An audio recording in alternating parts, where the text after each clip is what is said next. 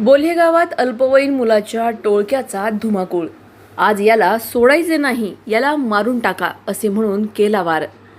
राघवेंद्र स्वामी मंदिर परिसरात रात्रीच्या वेळी मैत्रिणीसोबत बसलेल्या एका अल्पवयीन मुलाला हटकले असता त्याने चक्क 10 ते 12 जणांच्या टोळक्याला बोलावून प्रकाश सप्रे या तरुणावर जीवघेणा हल्ला केला।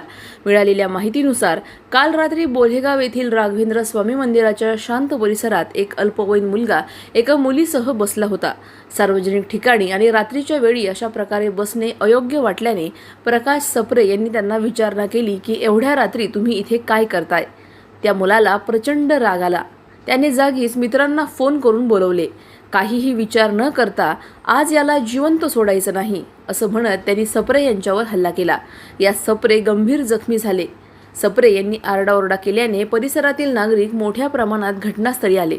नागरिकांचा वाढता जमाव पाहून हल्लेखोर पळून गेले। मात्र नागरिकांनी पाठलाग करून मुख्य आरोपी आणि त्याच्या एका साथीदाराला जागीच पकडले। उर्वरित आरोपी अंधाराचा फायदा घेऊन पसार झाले। घटनेची माहिती मिळताच तोफखाना पोलीस स्टेशनचे पथक घटनास्थळी दाखल झाले। पोलिसांनी नागरिकांनी पकडलेल्या दोन्ही आरोपींना ताब्यात घेतले आहे। या प्रकरणी तोफखाना पोलीस स्टेशनमध्ये गुन्हा दाखल झाला असून पुढील तपास पोलीस करत आहेत। प्रतिनिधी स्वामी गोसावी, न्यूज 24 घडामोडी, अहिल्यानगर। अशाच बातम्यांचा आढावा घेण्यासाठी आजच आपल्या YouTube चॅनलला सबस्क्राईब करा। बातमी आवडल्यास लाईक करा आणि इतरांपर्यंत शेअर करा।